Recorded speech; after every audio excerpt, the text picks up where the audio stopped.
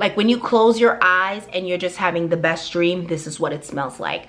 Pralines, pralines, pralines, and more pralines. Hi guys, welcome back to our channel, your favorite place for hauls, home decor, and all things homemaking. If you are joining us for the first time, welcome. And for those of you returning, we appreciate your support. Now, this video is going to be a review of New Orleans. Now, I want to make sure we level set expectations here.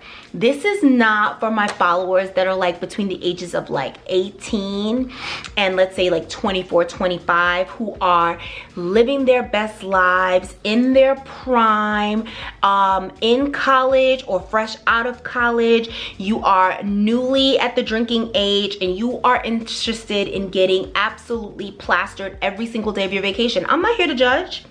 I'm not here to judge, but this review is not for you. This is for my grown folks, my 401k folks, my I have 2 or 3 kids at home folks, my I'm married and I left my husband or my wife at home with the kids and this is our weekend with our girls folks, but we are doing grown folks things, okay? I just want to level set that expectation from the start, because this video is not going to be about your favorite place to get liquor. This is going to be about our experience touring up the Whitney Plantation, our experience touring the World War II Museum, and all of the good and not so good eats. So if you want to check out those details, stay tuned. If you're a fan of American Horror Story Season 3 Coven, you will know that Kathy Bates, which is one of my favorite actresses, played Madame Lalaurie, and Madame Lalaurie was a socialite from New Orleans, and she was found with this attic where she held slaves and she tortured them. I mean, absolutely tortured them. And not that, you know, if you treated your slaves with dignity, you should get any brownie points. Let's be clear. If you had slaves, it was a terrible experience. However, she took it to a next level and she was considered to be one of the earlier serial killers. And I loved, I mean, honestly, to be honest with you, I had no idea about this woman until I saw American Horror Story. And quite often in American Horror Story, anytime I see a specific character that is of interest to me, especially if there's like some sort of historical line in this in their character, I always like to research it and see whether or not it really existed or some form of that character existed, because sometimes there is truth in it and then they kind of just add a little bit more to keep their audience engaged. Well, there was a lot of truth in that character, and so with that being said, this was one of the first places that we went to visit when we arrived at New Orleans. Now, this house, I'll show you what the house used to look like, and then I'll show you what it looks like present time. Now, many people don't know that this house was actually burnt down by a mob after they found out what was going on at this location and how she was torturing these slaves. They did burn this place down and then it was later rebuilt. This is one of the many landmarks in New Orleans, and I wanted to go and visit there and just see, you know, what it looked like in person. This is a place I definitely recommend you go to visit. I don't know if they do tours inside.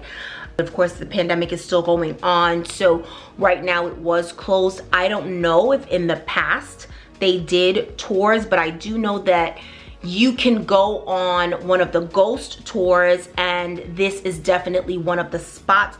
We did not do a ghost tour. We just went and found the home on our own and we took some pictures, and I'm showing you some of the video footage here. On a lighter note, let's talk food. Now, you guys know I am forever a foodie, so I was really excited to go to New Orleans because number one, I love seafood. I love seafood far more than any other type of meat. That's just like my fave, and I was really looking forward to being able to try out all different types of food. Now, I have to tell you, overall, when it comes to food, and I will say this, let me preface it before I give my opinion, because I don't want you guys coming for me in the comments. I just don't want it, all right? I'm gonna tell you ahead of time, be nice, okay? Now, I will preface it by saying perhaps we did not choose the right restaurants. I will tell you Of course, we ate out for every single meal. So I'd say we were there for 4 days, 3 nights. We had to have eaten out at least about 6 times. And we only enjoyed one restaurant. Here's why. A lot of fried foods, guys. A lot of fried foods. And I love fried foods. Anybody that knows me knows, like, I love a good fried food. But it has to be fried the right way. Let me say that. It needs to be fried the right way. I cannot deal with any type of food that is over fried. Like when it's like heavy breading and then there's especially since seafood is such a light food, it's not as dense as like chicken. So if you have too much breading on there, I feel like you just lose the overall taste, and I can't. Honestly, I can't. And it was so much fried foods. Even the salads that they sold, which I thought was kind of funny. Even the salad, when you look at the menu, the meat options to accompany the salad was all fried. Alligator, shrimp. So alligator quite often. I did not try that. But alligator, shrimp, fish, always fried. And I'm not with the fried. But I will say, the first thing we had to try out, because I've heard so many things about it, were the beignets, of course. So we went to Cafe du Monde, which is well known for their beignets. I was super excited to try it because I was like, listen, I don't care how many calories is in this thing. I've heard, so when I hear New Orleans, I always think, or I always hear about beignets and I hear about the seafood. So of course I need to try these things out. Went to Cafe Beignet and I was like, let me get 2 orders because they come as, I think it was 3 pieces in 1 order. We got 2 orders. Here's my reaction.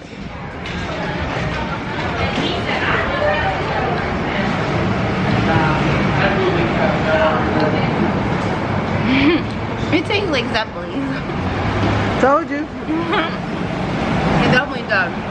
Yes, it tastes just like, it tastes like it's trying to be a Zeppeli. And for those of you that are from New York, because I don't know if they sell Zeppelis outside of New York, but Zeppelis are like this fried dough, and they pretty much put a bunch of confectioner sugar in it. But what I love about Zeppelis versus beignets is Zeppelis are really light and airy on the inside, but super like crusty on the outside. So I say that they're very, they being beignets are very similar to Zeppelis because on the outside it is very crusty, but on the inside it's extra doughy. I mean, it's just, and it's dry. It's just dry, sis. It's dry. It was just dry. That's all I can say. So I had 1 bite and we threw the rest away. I'm sorry guys, don't judge me. What I will say that I love though, this was so good. So Cafe du Monde right across the street has a general store. And so it looks like a portion of the store was closed due to COVID. Where we got the beignets, they have, you know, the beignets, they have hot chocolate, coffee, tea, so forth. But across the street, there's like a general store. And when you walk in, it literally smells like a dream. Like when you close your eyes and you're just having the best dream, this is what it smells like. Pralines, pralines, pralines, and more pralines. Now that's something that I was unaware of. New Orleans is very well known for pralines. I mean, there are so many different stores that sell these praline, like the pecans. They have them like in a cookie form, all different types. Oh my God, guys. It did not disappoint. It was so delicious. It tasted fresh. The pecans, they had like bacon encrusted pecans, bacon flavored praline pecans, caramel ones, chocolate, rum. Guys, it doesn't matter which one you taste. All of them are just amazing. Those were such good delicacies, and that was across the street from the main Cafe du Monde, and this is called the Cafe du Monde General Store. Now, Fleur de Lis. This was a breakfast spot right across the street from the hotel we stayed in. We stayed in the W Hotel. Amazing experience, amazing customer service, just made the overall experience amazing. I must say it was beautiful, well kept, everything. Now, Fleur de Lis is a cafe spot right across the street. They're known for their breakfast. I believe they only sell breakfast and brunch. I think they close maybe around like 2 p.m. But I did not have any breakfast. I will show you what my girlfriend had. I did not have anything, but the food looked amazing. I had a cafe mocha there and it was amazing. I mean, just the right mix of chocolate and coffee. And it had this whipped cream on top, and the whipped cream tastes like it was made on site, on premise, which I love, on the premises. It was amazing, amazing, amazing. And they had a little bit of cocoa powder on the top. I mean, it started off my day just right. You guys have got to check that place out. Now, let's talk a little history. World War II Museum. World War II Museum was absolutely a phenomenal experience. I would suggest to you guys that if you do go, make sure you allot at least 4 to 5 hours because there is a lot to see. We took about just a little shy of 5 hours, but honestly, we probably could have taken some more time because coming towards the end, we were kind of breezing through it as you go through. But what I love is that they journey you through from the beginning all the way to the end. So the way that you go through the museum, you are learning how World War II came about, and then it shows you how it went all the way to the end. So I really love that because it almost feels like a story. One thing that I wish went a little bit differently for me as I went through school is I feel that social studies, history, whatever you guys, depending on what school you went to, what they called it, I find that a lot of the information for me was a very rote style of learning. I was just memorizing to be able to excel in my tests. And I did well on my tests, but the amount of things that actually sunk in and I was able to retain is minimal. I'll be very, very transparent with that. It's minimal. And so I really do, in my more mature age, now that I've went through so much, now that I've experienced so much, I truly, truly enjoy going to museums because now you're actually going because you want to learn something and not I'm trying to make sure that I can get into this AP class because I want to get into college. The way you're retaining the information is a lot different and the experience is a lot different. So I would definitely recommend going to the World War II Museum because the experience and what you'll learn, I'm sure even for the history buffs, you'll definitely find something that you'll walk away with. When we decided to go to the Whitney Plantation, the reason why we decided to go was because this particular one, I believe, was started by a lawyer. And if not, I'll put the correct information here. I think it was started by a lawyer, and he brought this doctor over from Senegal who has a concentration in history, and he kind of built this from the ground up as far as using this existing plantation to create this experience where people will be able to really learn about the experience that the slaves had living on this plantation. And what I loved about the experience once we got there was when you get there, we went on a tour, the bus drops you off, they get you in, and they talk to you about what to expect. They give you an app. The app is a self-guided tour. So you're not toured by someone live. You download the app, and as you go to each place, it's a number is affiliated with each spot on the plantation, and it will talk you through. I will not go through all of the details, but what I will say that resonated with me most was the children's experience. There's an area where they have the names, all of the slaves that have been on the Whitney Plantation, and actually I believe it's all of the slaves that were in New Orleans, period. The child quotes really resonated with me most because you're hearing the excitement in their quotes without even hearing, because you're not hearing their voices, right? You're just reading it. But it was sad to see how they were so excited to get access to the basic things in life. Like we were so excited to be able to get holidays off. We were excited to have holidays off and be able to play with our friends, when this is something that should just be available to children. They should not be thinking about having days off, not from school, but from work. And they worked from sun up to sundown. And they talked about things that made them so happy, even though they were living in such terrible experiences. The places they lived, the way they were beaten, food withheld, seeing family members tortured, and yet they seemed so happy in their quotes. The Whitney Plantation is definitely a place you've got to check out. Overall, I do want to share with you guys my final review. So here's my thing. When it came to the food, again, maybe we just chose restaurants that were not the greatest. One place that I did love was Le Bayou. Outside of Fleur de Lis, we did love Le Bayou. Now, Le Bayou, we went back. We actually ate there twice. Their char grilled oysters, which is something that New Orleans is known for, was out of this world.